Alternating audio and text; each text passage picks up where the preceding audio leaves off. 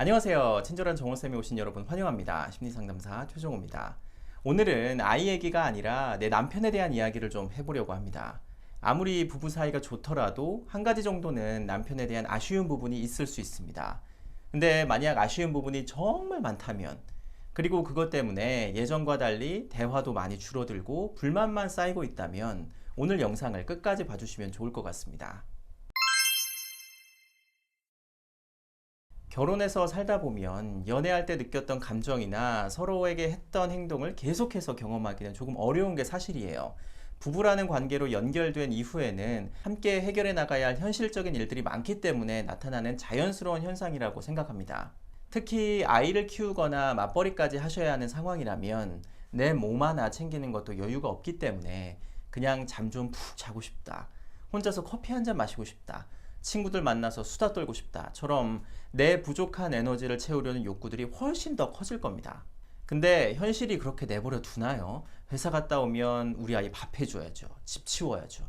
숙제 확인해야 되죠. 아이가 게임을 너무 많이 한다면 그걸로 씨름 한 판 해야 되죠. 집에 와서 엉덩이 한번 붙이기 힘든 게 현실이지 않나요? 꼭 맞벌이를 하지 않으시더라도 나 혼자 집안일과 아이 양육을 다 맡고 계시다면, 특히 방학 같은 때에는 혼자 집안일과 양육을 하셔야 된다면 아침 먹고 돌아서면 점심 차려야 되죠. 또 돌아서면 저녁 차려야 됩니다. 겨울엔 추워서 밖에 안 나가고 여름엔 더워서 밖에 안 나가는 아이들과 함께 놀아줘야 되고요. 또 집 치워야 됩니다.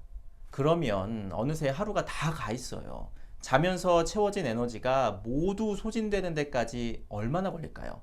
아마 아침 먹고 치우면서 빨리 밤이 됐으면 좋겠다 생각하실 거예요. 맞벌이를 하신다면 출근길에 이미 집에 가고 싶다 하실 겁니다. 이런 상황에서 분리수거하러 나가는 길에 엘리베이터 앞에서 분리수거할 물건을 들고 있는 옆집 남편을 만나기라도 한다면 조금 부러운 마음이 드는 건 어쩔 수 없는 것 같아요. 제가 이해를 돕기 위해서 이렇게 분리수거라는 예를 들기는 했지만, 가정 내에서 벌어지는 대부분의 일을 처리하느라 혼자 고군분투할 때 누가 내 일을 좀 덜어가주면 좋겠다는 생각을 하시기 마련이잖아요. 근데 우리 집 상황을 잘 모르는 사람 말고 우리 애 아빠, 내 남편이 집안일도 좀 도와주고 아이 키우는 것도 좀 거들고 하면 얼마나 좋겠어요. 그럼 내가 좀 쉴 여유가 생길 테니까요. 근데요, 이런 얘기 남편한테 하잖아요. 그럼 나도 회사에서 고생하면서 돈 벌어오는데 집안일은 당신이 좀 맡아서 하면 안 돼?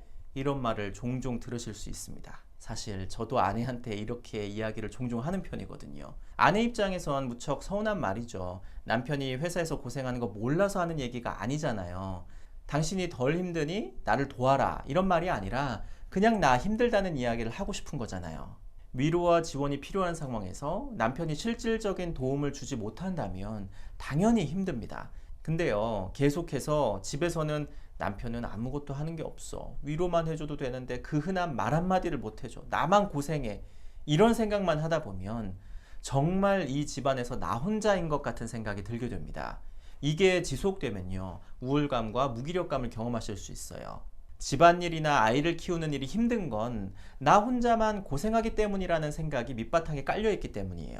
독방 육아라고 하잖아요. 방에 갇혀진 채로 혼자 육아하는 상황은 아니지만 누구의 도움 없이 혼자 전전긍긍하고 있는 상황은 독방 육아랑 크게 다르지 않을 수 있어요. 거기에 가정에서 일어나는 일은 모두 나의 책임이라고 생각하는 남편이 게임에 빠져있는 아이를 두고 당신은 집에서 어떻게 하길래 아이가 매일 게임을 하냐고 이야기를 하면 그 서운함과 억울함은 이루 말할 수 없겠죠.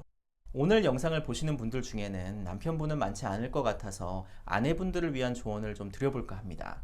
언젠가는 나 혼자만 고생하는 게 아니라 우리 같이 집안일도 하고 당신도 아이에게 관심을 많이 좀 가지라는 요구를 꼭 남편분께 하셔야 됩니다. 요구하면 싸울 것 같아서 마음속에 담아두기만 한다면 결국 내 속이 골마버리겠죠. 어떻게든 표현을 해야 됩니다. 근데 보통 남편에게 내 힘듦과 요구사항을 전달하면 남편은 거부하는 태도를 보입니다. 그 말을 할 때 우선 여러분 자신의 감정이 평온하지 않기 때문이에요. 원망, 서운함, 미움, 외로움 등등이 섞인 상태에서 요구를 하는 경우가 많기 때문에 남편분께서는 본능적으로 그 상황을 거부하거나 피하려고 하십니다. 그래서 남편에게 요구사항을 전달하기 이전에 먼저 자기 자신의 마음속을 정리할 필요가 있어요. 제가 가장 좋은 피드백을 받았던 방법은 남편이 가정 내에서 어떤 역할을 하고 있는지 찾아보도록 하는 방법이었습니다. 내가 지금 힘든 건 내가 하고 있는 일들이 많기 때문이거든요. 그리고 그 많은 일들을 내가 혼자 하고 있다고 생각하기 때문입니다. 근데 한번 오늘 영상 다 보시고 찾아보세요. 나 말고 남편이 우리 가정을 위해서 기여하고 있는 부분이 무엇인지 정말 사소한 것까지도 한번 찾아보세요. 일단 남편께서 일을 하고 계시다면 우리 가게를 책임지는 역할을 하고 계신 겁니다. 그 돈으로 아이 학원비도 내고 관리비도 내고 대출금이 있다면 빚도 갚아가고 있을 거예요. 주말엔 가끔씩 외식도 할 겁니다. 또 뭐가 있을까요? 바닥에 떨어진 애들 장난감을 깔끔히 치우지는 못해도 한 구석으로 모아주는 경우도 있을 거고요. 밥 먹고 그릇이랑 수저를 싱크대로 옮겨줄 수도 있습니다. 피곤한 평일에는 못하지만 주말엔 직접 운전해서 어디를 데려갈 수도 있습니다. 일어나서 입을 만큼은 스스로 정리를 한다던가 현관에 어질러진 신발을 정리할 수도 있고요. 집안의 식물들의 물을 도맡아서 줄 수도 있습니다. 전구를 갈아주거나 전자기기만큼은 기가 막히게 고쳐줄 수도 있겠죠. 또 요즘처럼 날이 더워졌을 무렵에는 선풍기를 직접 꺼내서 닦아놔 주셨을 수도 있습니다. 저도 이 주제로 어떤 말씀을 전해드릴까 고민을 하면서 아내한테 나는 이 집에서 어떤 역할을 하냐고 물어봤거든요. 그랬더니 아내가 미세먼지가 많은 날을 제가 확인해서 집에 공기청정기를 직접 돌려주거나 나갈 때에는 마스크를 일일이 챙겨주는 인간 공기질 측정기 역할을 한다고 하더라고요. 제가 공기질에 좀 예민한 편이거든요. 근데 아내 입장에서는 꼭 공기질을 체크하기는 해야 되는데 너무 번거롭고 체크하는 걸 잊어버릴 때가 많아서 제가 대신해주면 편하긴 하다고 하더라고요.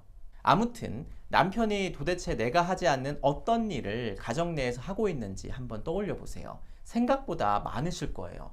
나 혼자 집안일을 돌보고 아이를 키운다고 생각하고 계실 수 있겠지만 생각보다 남편의 역할이 작은 것부터 큰 것까지 다양할 겁니다. 제가 남편분들을 변호하는 건 아니지만 부모로서 가정에서 함께 생활하다 보면 역할이 당연히 나뉘어질 수밖에 없습니다. 우리가 알아차리지 못했을 뿐이죠. 아까 분리수거 하려는데 엘리베이터 앞에서 분리수거 물건을 들고 있는 옆집 아빠 이야기 했잖아요. 조금 부러움을 느끼게 하는 어느 집 남편도 집에서 분리수거 하는 것만이 그 사람의 역할일 수도 있습니다.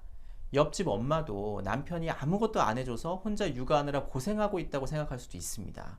그렇게 나 혼자만 고군분투하는 게 아니라 남편도 같이 고생하고 있다는 생각이 들면 남편에게 내 요구사항과 감정을 표현할 때 조금은 평온하게 부드럽게 전달이 될 거예요. 가정마다 오랫동안 유지되어 온 의사소통 방식이나 특성이 있기 때문에 일일이 대화하는 멘트나 방법을 설명드리기는 어렵고 또 매뉴얼대로 하는 건 부자연스럽습니다. 어떻게 말을 하던 상대에 대한 존중이 밑바탕에 깔려있는 상태에서 평온하고 부드럽게 내 생각과 감정을 표현하면 분명히 여러분의 마음이 남편분에게 가 닿을 겁니다. 만약 영상 시청 후에 남편이 우리 집에 기여하는 것들을 찾으셨다면 댓글로 한번 남겨주세요. 집에서도 나 혼자 있는 느낌인데 친절한 정호쌤 채널에서만큼은 우리 같이 있다는 느낌이 좀 들었으면 좋겠습니다. 그럼 여기서 마무리하겠습니다. 다음 영상에서 꼭 다시 만나요.